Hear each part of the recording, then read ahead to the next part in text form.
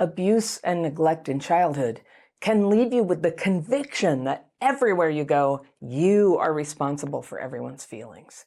And if your family is miserable, you could end up spending all your energy trying to make them happy. If they're angry, you try to help them see the bright side of things. If they start fighting with each other, you ruin your own peace by trying to be a peacemaker for people who don't want peace. But there's more than one way out.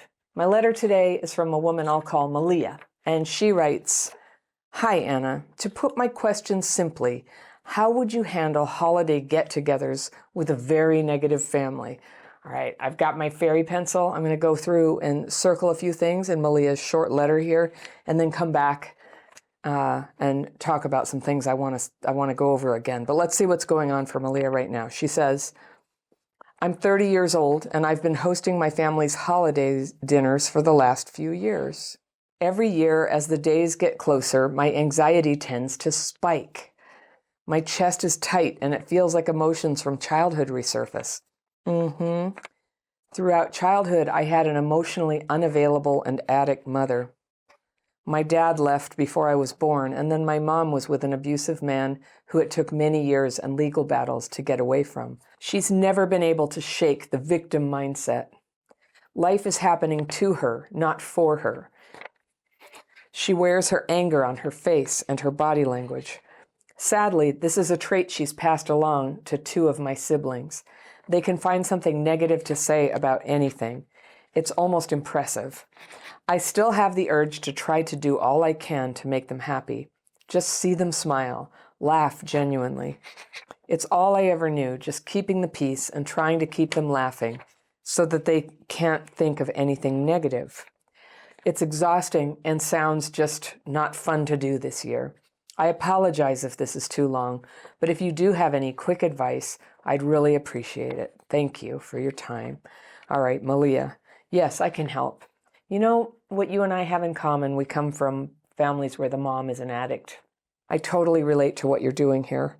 And a lot of what I learned about how to deal with that part of me that tries to make Christmas good is in Al-Anon. And it's interesting because I started Al-Anon right when my mother died. I was 30 when she died. I can't help but feel some affinity with you here. And she died from alcohol-related problems and had a lot of serious drug problems there. So we knew it was coming, but she had made Christmas like actually really great every year. She would always overspend on it. She was into decorating for it. It was a time when we got seen a little bit. And, as kids, you want toys. And so I really loved Christmas, and I still do. And when she died, I started dancing around for the surviving members of my family, trying to make them laugh a little bit and be happy so that they couldn't think of how empty it felt without her. And I think I was trying to not think about that. So I'm just going to tell you that's my background, and you're going to hear my experience talking to you about this. You've been hosting your family's dinners for the last few years, and I'm proud of you. That would have meant you were 27 and you're having siblings and your mom over, and that's just high functioning of you. And so even if it's hard for you, and I sure hear that it is, but just that your intention to try to help everybody and allow others to have a happy holiday is a lovely intention, and it's a nice part of you. Now, it may not be working for you though, because this anxiety you're talking about with the tight chest and emotions from childhood are surfacing. Yeah, it sounds really anxiety producing.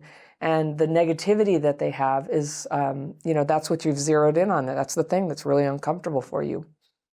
So it sounds to me like you've had a lot of personal growth where you have choices about how you feel on a holiday, and your family members don't have that. And some of them maybe are going to get it in the future. Some of them might not. They might always be kind of stuck in this negative mindset.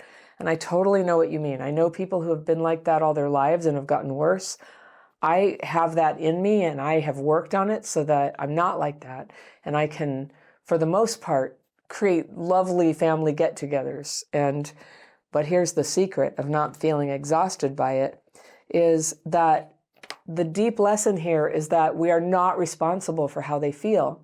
So if they're in a negative mindset, and you know what, your mother's addiction, I don't know if it's still active, But even if it's not still active, that the negative thinking, and you said the victim mentality. So I'm imagining that she's always saying how she's a victim of things and nothing is her fault and everything's terrible. And I totally know people like that. And what I've come to understand is whatever inner resources we have right now that are letting us be a different way, they don't have it. They just don't have it. They probably would be different if they could. But boy, mood and perception of the world is very much a product of trauma times brain chemistry times environment times habits, times all of it. It's not a perfect mathematical equation, but at a certain point, people can't really change. So if your mom's a whole generation older than you, and she's been doing this the whole time, she's somewhat stuck like that. And you will exhaust yourself if you are looking at, we're going to have this holiday, and this time my mom will be different, and she'll see how great everything is, and I'll keep telling jokes. Like, you're going to take this huge volume of energy that's actually a physical and mental and emotional energy of yours and try to, use it to make somebody else feel a different way. And you know what that's called? It's called manipulation. It's also called a loss of your own energy. So in the end, other people aren't that receptive to us trying to make them feel and act a certain way. And it's a strange kind of convoluted and hard to see dynamic that we're setting up for ourselves, where we feel that other people need to change their mental and emotional and behavior state for us to be happy. Now, if people are being violent or whatever, you bet that would have to change to be happy. But since they're doing it, then it's called a boundary. I don't hang out with people who are going to act in such a way that are going to cause me harm like that, physical harm, or even like dysregulation harm. You don't have to spend time with your family. However, I hear that you do want to spend time with your family, and I'm the same way, and I always have been. I always wanted to spend time with my family, even back when the members who used to make it just like potentially violent on holidays were alive. It's never like that now, but what can happen with big family get-togethers, extended family? Well, my stepdad died a couple weeks ago. And so as much as I loved him when he was alive, getting together with him was almost always going to bring up old childhood stuff of not being cared about, having my needs dismissed, my parents knowing that I was in danger and bad stuff was happening and not stepping in and kind of, going out of their way to sort of make everything my fault when I was just a kid. And bad feelings came up. And so I understand that desire. It's like, but I'll make everything good. I'll show them. I'll get that validation. You see, like, I'm a nice person. I'm good. I don't think it works as well as you'd think it would, because none of it's operating on a logical level. So when there have been drugs, there are habits that are not responsive to human influence. That's what I think. There's human stuff going on there, but there's also this other just like ugly, dark side of the moon stuff coming in. That's what I call it, because having dealt with addicts and alcoholics in my life, one observation I've had is that they're like a planet, that there's a light side and a dark side, and it's rotating. And when that sunny side of the planet is shining at you, it's like they're wonderful, they're so great. And then for reasons you have no idea and you blame yourself, the planet has just rotated because that's what it does. It rotates. And you're facing that like dark side of the planet. You're like, where did the light side go? Where did all the, continents and oceans go? All I see is nothing now. And this person's responding very coldly to me and doesn't care. And so, yeah, that's what advanced drug addiction feels like and looks like. It's changeable, and part of the time it's cold and doesn't care. So that's what you're looking at, but your logical mind, who's not maybe going through cycles that severe, is just going, where'd everybody go? Is it something I did? If I make jokes and you laugh, could I keep the earth from turning? But it's like that kind of unstoppable force. When people are in that, they're just in that. And so it's possible to be kind and loving and compassionate towards somebody, even though they're, getting negative or cycling through great negativity and dismissiveness and indifference to you. It's possible to, sort of have this consciousness that's outside that relationship. And it's very, very hard with a parent, because no matter how old you get, you still have this like child part of you that just like wants your mom to approve of you and love you and get it, that you're great. So it's very hard to overcome that. But you can point your attention to that and just be like, somewhere out here, there's an awareness that I am trying to, they call it in Al-Anon, going to the hardware store for milk. Al-Anon, by the way, is the 12-step program for families of alcoholics. And there's another program called Adult Children of Alcoholics and Other Dysfunctional Families. It's got a wider tent for ways that your family could have been dysfunctional. A lot of people in Al-Anon had parents or spouses or siblings. It's just friends or relatives, and any kind of relationship with somebody who has alcoholism. And many people who are alcoholics also have drug addictions. And some people who are only dealing with somebody with a drug problem also come to Al-Anon. It's really like, wherever you are on this, it's really good to hear the experience of other people and start to get perspective. Because sometimes you can't see it in your own situation, but when you hear about somebody else trying to make a very hurt family try to be happy and laugh until they exhaust themselves and, get anxiety attacks about having to have everybody come over. Like, I think that so many people would understand what you're feeling. They understand the good motive, and they understand the sort of misguided hope that these things that you're willing to do for them are going to make everybody happy. That just because you make them laugh, everything's harmonious. Harmony is a beautiful thing, and it's worth wanting and seeking and creating. And so with your family, it might be helpful to assume that things can't change very much on their end. And you can ask yourself, would I like to hang out with them anyway, with a little bit more acceptance, so that you're not exhausting yourselves trying to make them feel differently. Like, their negativity just keeps coming back, right?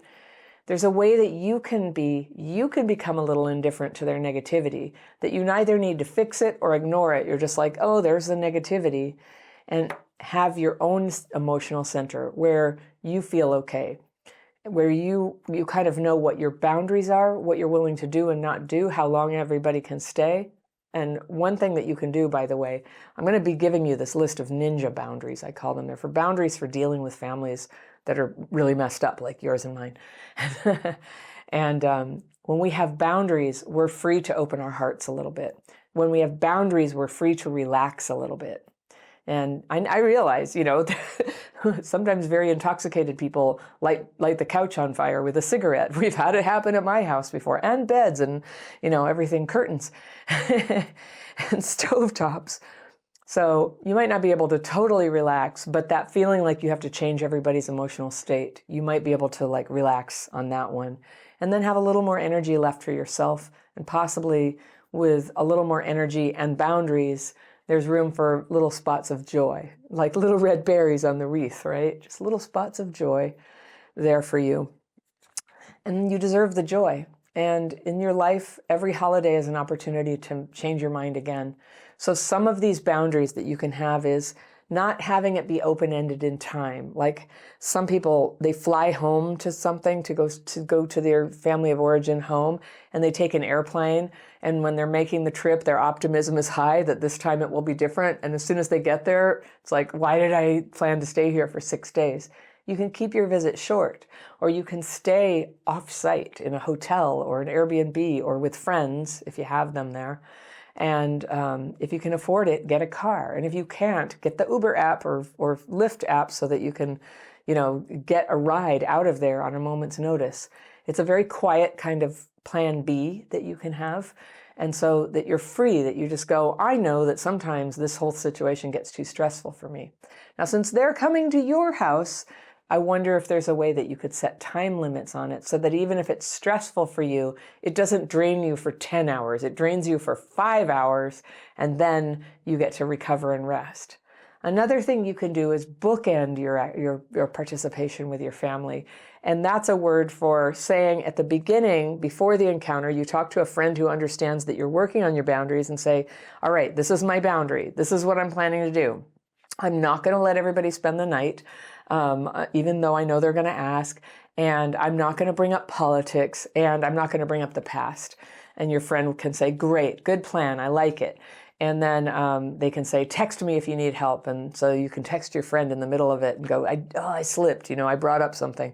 And now everybody's talking about it. And your friend can think with you, I wonder if there's a graceful way you can change the topic. Then when your family finally leaves, you text your friend again, or maybe have a phone call and go, I did it. This part was hard. This part was really successful. And you start to actually stay in reality with the whole experience of having a difficult family and having inner difficulties with seeing them. You know, the weird thing about having like drug addicts in the family is it's so easy to think of them as the people with the problem and we're just the people who have to cope. But a life of living, you know, affected by other people's drinking and drugs can lead to having a lot of problems in our own right, a lot of things that are hurtful to our relationships outside the family and hurtful to our own mental health. And so that's a big thing that I learned in my 12-step recovery for being a family member of an alcoholic is about getting the focus on myself. And that sounded really crazy psychobabble to me at the beginning. Get the focus on myself. I mean, they're out there dying, you know, I have to drop everything and do stuff for them. But when we focus on ourselves, we can do a much better job of whatever is required of us in that situation, including having boundaries. Your boundaries are actually a great favor to everybody because no matter how messed up somebody is, nobody likes it when somebody resentfully shows up for them. Well, it's Christmas and you wanted me here, so I'm here. So, you know, it doesn't feel great. And I've had people do that for me when I needed a lot of help and they signed up because they thought they should. And then they kind of kept guilt tripping me about having to be there. It doesn't feel like help. It doesn't feel like love. So love and presence freely given is what we're trying to reserve ourselves for. And you know what? It is okay if you want to take time off from hosting your family. It's okay. So those are my 2 cents. I'd really encourage you to check out some 12-step programs for families who are affected like this. You start to get really good ideas and you can educate yourself from their literature about like, what is going on with people? Why do they act like this? And before I read the literature of Al-Anon, I did really think, as many people do, that if my mom loved me, she would stop drinking. And I learned there that she may have loved me, but she couldn't stop drinking. Regardless of how she felt about me, she couldn't stop drinking. And because I was very judgmental of her drinking, which I don't fault myself for, it was horrible. You know, it sucked and I did judge it and I wanted her to stop. But I was really in her face about it a lot.